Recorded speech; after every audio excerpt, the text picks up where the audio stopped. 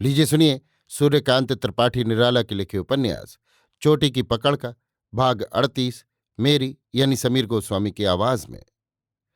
प्रभाकर बहुत काम न कर सके। कुछ किया और कुछ बर्बाद कर दिया। भेद खुल जाने की शंका से इसी रात रवाना हो जाने की सोची। मुन्ना को कह दिया कि अच्छा हो अगर रानी साहिबा के साथ या अकेली कलकत्ते में राजा साहब की कोठी पर मिले। घनिष्ठता के लिए पास रहना जरूरी है। अगर दल में आने की इच्छा होगी तो कर्मियों के साथ अनेक अनेक गृह कार्य करने के लिए आ सकती हैं। मुन्ना ने कलकत्ते में मिलने के लिए कहा। प्रभाकर आज ही रात रहे लोगों को लेकर वेलपुर रवाना हो गए।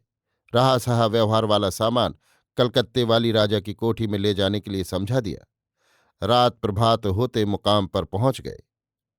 पौ फटते पहुंचे। बुआ जग गई थी। स्नान से निवृत्त हो चुकी थी। दिन भर घर से बाहर न निकलती थी। एक साधारण जमींदार ने जगह दी थी। बांस के घेरे में मिट्टी लगाकर दीवार बनाकर छा लिया गया था। 3-4 कोठरियां थीं। 3-4 चारपाइयां और चरखे करघे आदि। बुआ भोजन पकाती थीं। कर्मी वस्त्र वयन आदि करते थे। काम जितना था जोश उससे सैकड़ों गुना अधिक। हिंदू और जमींदारी प्रथा से फंसी जनता साथ थी। जितना अभाव था पूर्ति उससे बहुत कम। चारों ओर पूर्ति का मंत्रोच्चार था। लोगों में भक्ति थी। इससे बुआ का स्वास्थ्य अच्छा रहा। लोगों को एक सहारा मिला। राज लेने वाले जमींदार को भी ये पता न हुआ कि एक औरत आई है। किरण फूटी। प्रभाकर हाथ पैर धोकर बैठे थे। दूसरे साथी भी बैठे थे। दरवाजा बंद था। बुआ प्रभाकर को प्रणाम करने आई। आंखों में भक्ति और उच्छ्वास, काम की एक रेखा। मुख पर प्राची का पहला प्रकाश। प्रभाकर देखकर खड़ा हो गया। हाथ जोड़कर नमस्कार किया। बुआ ने भी किया। प्रभाकर ने पूछा, कैसी रहीं? बुआ ने इशारे से समझाया, अच्छी तरह। अभी वे बंगला बोल नहीं सकती, थोड़ी थोड़ी समझ लेती हैं। यहां आने पर उनका मन बिल्कुल बदल गया।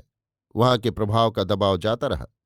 ललित ने कहा, थोड़ी सी चाय पिला सकती हैं? बुआ चूल्हा जलाने वाली थीं। चलकर जलाया। कर्मी चाय पीते हैं, सामान है। पानी उबालने लगी। आधे घंटे में बढ़िया चाय बनाकर प्यालों में ले आईं।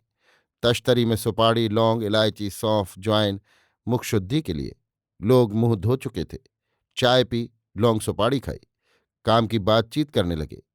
कितना कपड़ा महीने में बनकर कलकत्ता जाता है, कितना काम बढ़ाया जा सकता है, लोगों की सहानुभूति कैसी है, अधिक संख्या में लोग व्यापार के लिए तैयार हैं या नहीं। जवाब मिला। जमींदार आए थे, दरवाजे पर बैठे थे। कहते थे सरकारी लोग खलमंडल करते हैं, कारोबार चलने नहीं देना चाहते, डरवाते हैं, जड़ समेत उखाड़ कर फेंक देंगे, सजा कर देंगे, बदमाशी के अड्डे हैं, कहते हैं।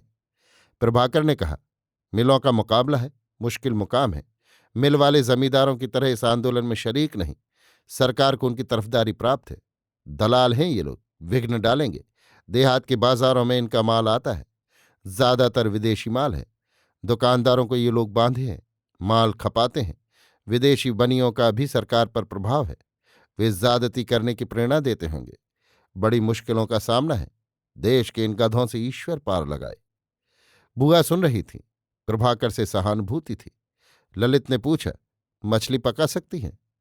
आज प्रभाकर बाबू को यहाँ के जमींदार के तालाब से पकड़कर खिलाई जाए। हम लोग भी खाएं। हम बता देंगे या हम ही बनाएंगे? बुआ ने कहा, बाद को बना देंगे। हमारे घर में लोग मछली खाते थे। खास तरह की हो तो बता देना। ललित एक साथी लेकर मछली की तलाश में गया।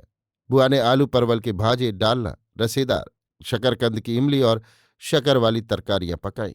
दाल बनाई, भात बनाया। कुल बंगाली प्रकार जैसा बताया गया था। दोपहर तक भोजन तैयार हो गया। मछली भी आई थी। भोजन एक किनारे रखकर उसको भी बना दिया। आसन बिछाए, गिलासों में पानी रखा, पत्तलें लगाई, कटोरियों में दाल रखी, मिट्टी के प्यालों में रसेदार तरकारी और मछली। फिर सबको खिलाया।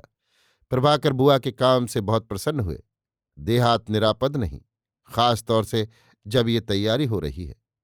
दूसरे दिन बचकर बुआ को लेकर कलकत्ता रवाना हुए। कुछ दूर चलकर नाव किराए पर की, फिर रेल पकड़ी।